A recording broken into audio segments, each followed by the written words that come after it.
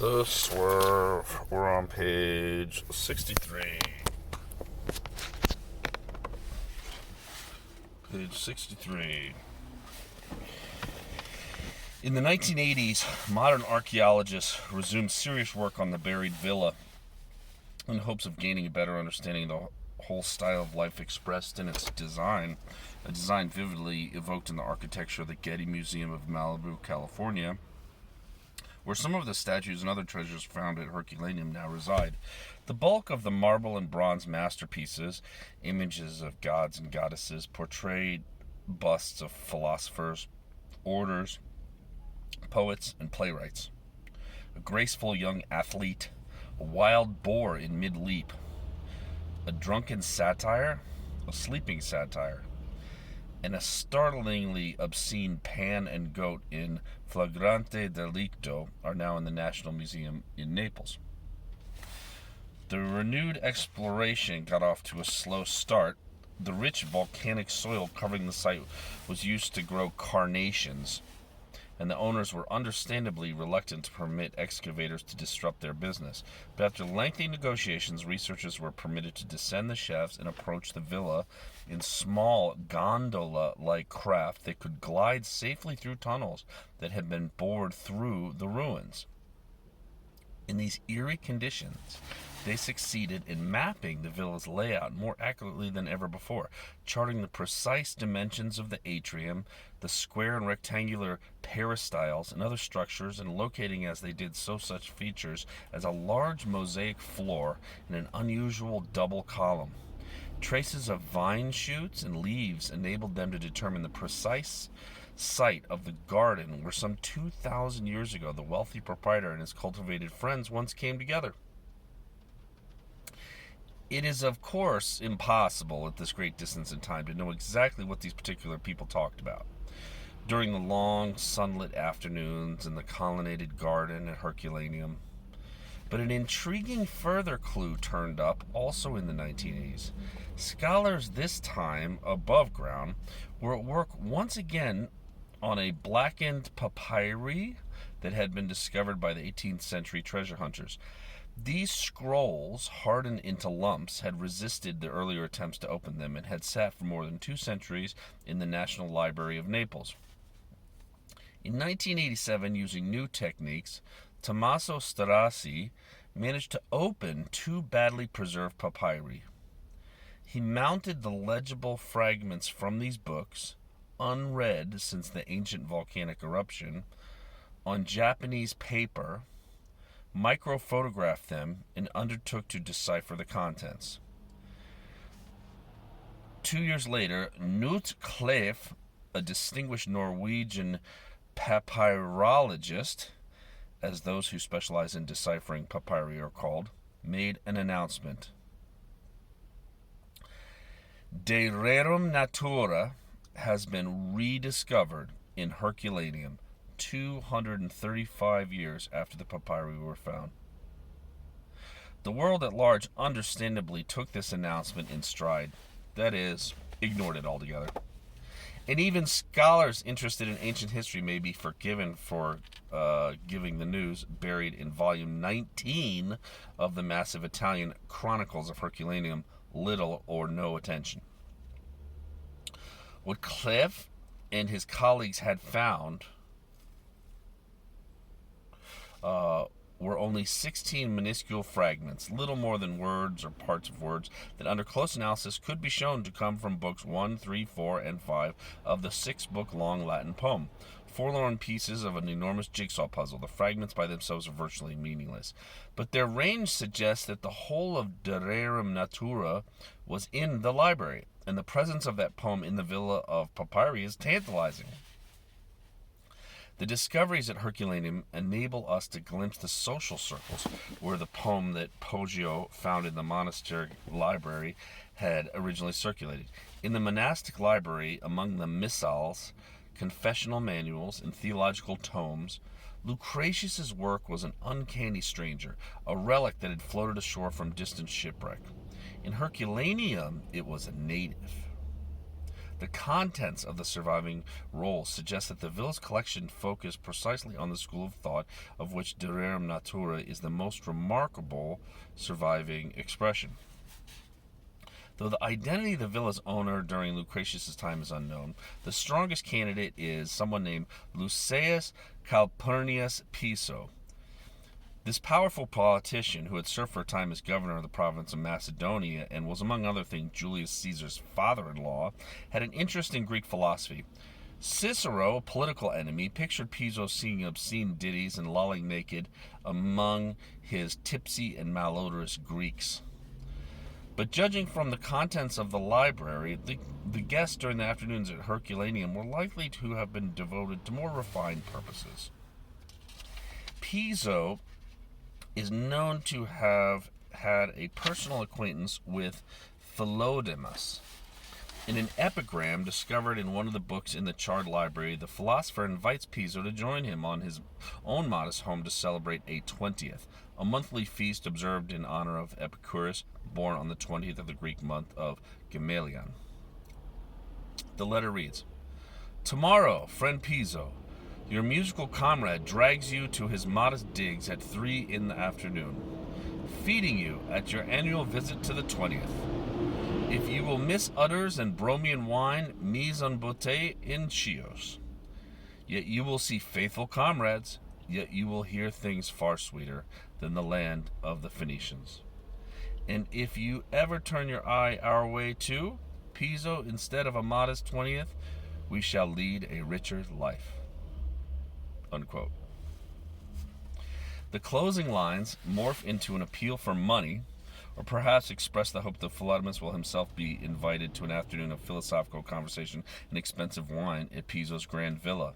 Half reclining on couches under the shade of trellised vines and silken canopies, the privileged men and women who are Piso's guests, for it is entirely possible that some women participate in the conversation as well, had much to think about.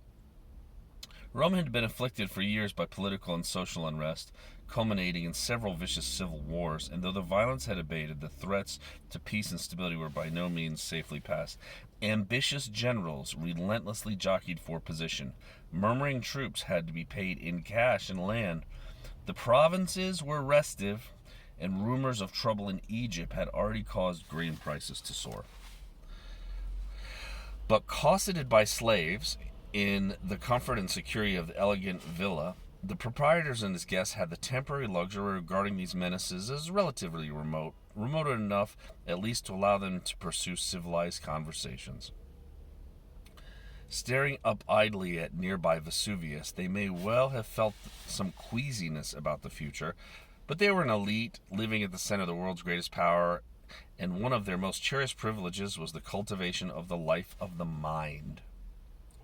Romans in the late Republic were remarkably tenacious about this privilege, which they clung to in circumstances that would make others quail and run for cover.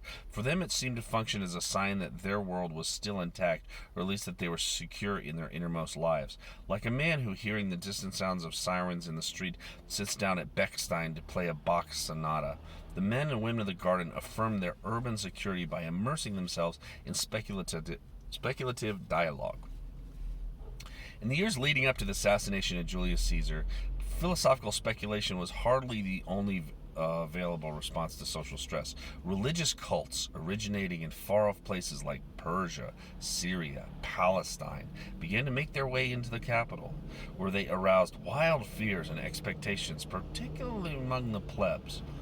A handful of the elite, those more insecure or simply curious, may have attended with something other than contempt to the prophecies from the East, prophecies of a Savior born of obscure parentage who would be brought low, suffer terribly, and yet ultimately triumph. But most would have regarded such tales as the overheated fantasies of a sect of stiff-necked Jews.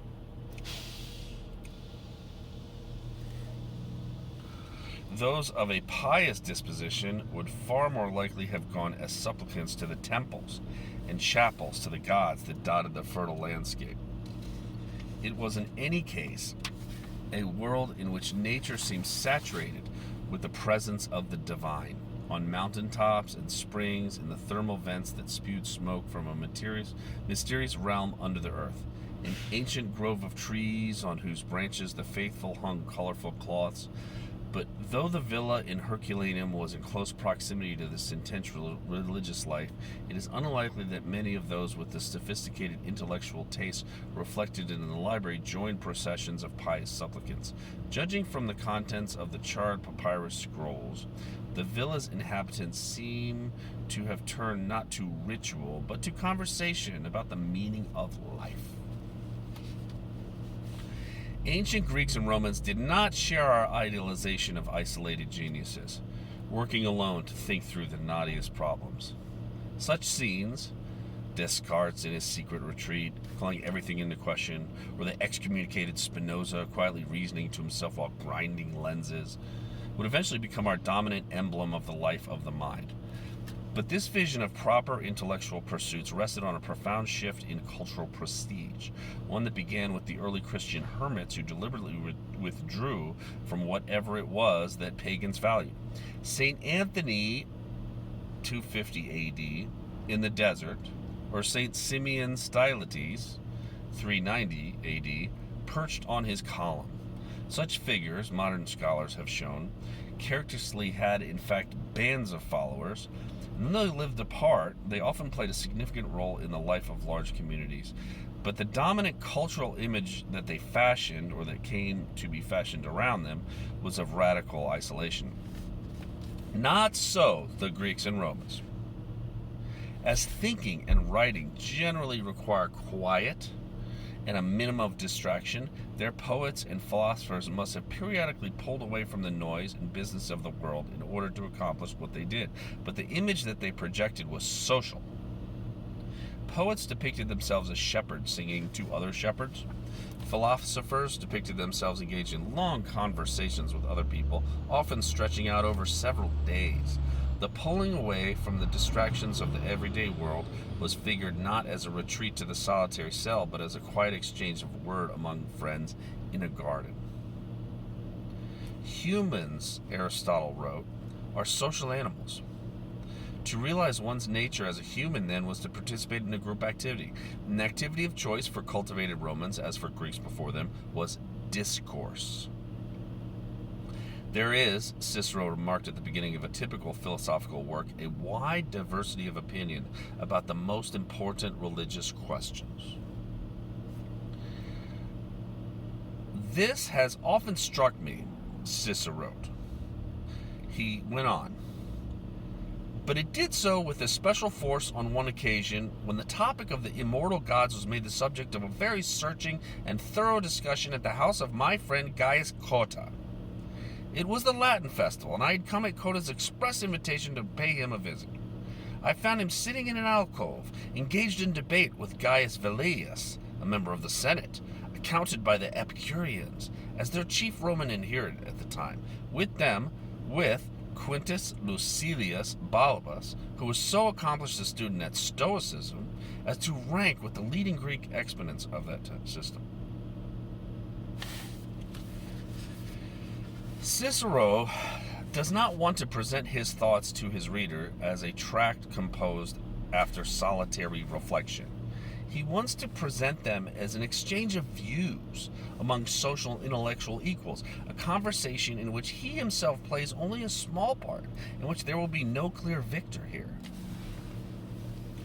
The end of the dialogue, a long work that would have filled several sizable papyrus rolls, it is characteristically inconclusive. Here the conversation ended, and we parted. Velleius thinking Cotta's discourse to be truer, while I felt that that of Balbus approximated more near to a semblance of the truth. The inconclusiveness is not intellectual modesty. Cicero was not a modest man, but a strategy, a civilized openness among friends. The exchange itself, not its final conclusions, carries much of the meaning. The discussion itself is what most matters. The fact that we can reason together easily with a blend of wit and seriousness, never descending into gossip or slander, and always allowing room for alternative views. The one who engages in conversation, Cicero wrote, should not debar others from participating in it, as if he were entering upon a private monopoly, but as in other things. So in a general conversation, he would think it not unfair for each to have his turn. The dialogues Cicero and others wrote were not transcriptions of real exchanges, though the characters in them were real, but they were idealized versions of conversations that undoubtedly occurred in places like the villa in Herculaneum. The conversations in that particular setting, to judge from the topics of the charred books found in the buried library, touched on music, painting, poetry, the art of public speaking, and other subjects of perennial interest to cultivated Greeks and Romans. They are likely to have turned as well to more troubling scientific, ethical, and philosophical questions. What is the cause of thunder, or earthquakes, or eclipses? Are they signs from the gods, as some claim, or do they have an origin in nature? How can we understand the world we inhabit? What goals should we be pursuing in our lives? Does it make sense to devote one's life to the pursuit of power? How are good and evil to be defined? What happens to us when we die? That the villa's powerful owner and his friends took pleasure in grappling with such questions and were willing to devote significant periods of their busy lives to teasing out possible answers reflects their conception of an existence appropriate for people of their education, class, and status. It reflects as well something extraordinary about the mental and spiritual world they inhabited, something noted in one of his letters by the French novelist Gustave Flaubert, who said, "Just when the gods had ceased to be and the Christ had not yet come, there was a unique moment in history between Cicero and Marcus Aurelius when man stood alone." Unquote. He no doubt could quibble with his claim. For many Romans at least, the gods had not actually ceased to be. Even the Epicureans, sometimes reputed to be atheists, thought the gods existed, though at a far remove from the affairs of mortals. And the unique moment to which Flaubert gestures, from Cicero about 43 BC to Marcus Aurelius about 180 AD, may have been longer or shorter than the time frame he suggests, but the core perception is eloquently borne out by Cicero's dialogues and by the works found in the Library of Herculaneum. Many of the early readers of these works evidently lacked a fixed repertory of beliefs and practices reinforced by what was said to be the divine will. They were men and women whose lives were unusually free of the dictates of the gods or the priests. Standing alone, as Flaubert puts it, they found themselves in the peculiar position of choosing among sharply divergent visions of nature of things and competing strategies for living. The charred fragments in the library give us a glimpse of how the villa's residents made this choice, whom they wished to read, what they are likely to have discussed, whom they might have summoned to enter into the conversation. And here the Norwegian papyrologist's tiny fragments become deeply resonant.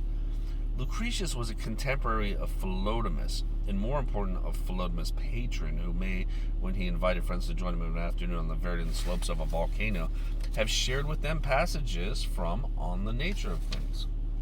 Indeed, the wealthy patron, with philosophical interests, could have wished to meet the author in person.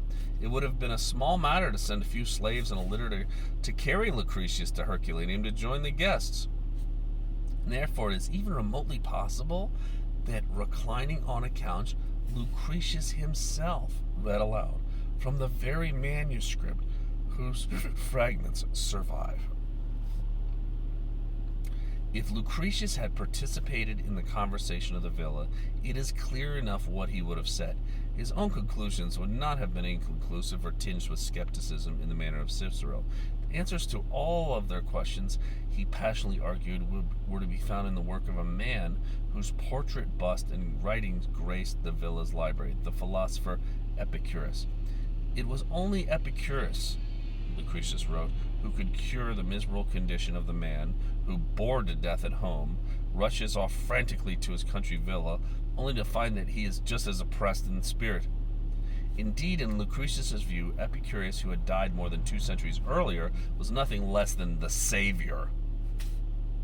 He said, when human life lay groveling ignominiously in the dust, crushed behind the grinding weight of superstition.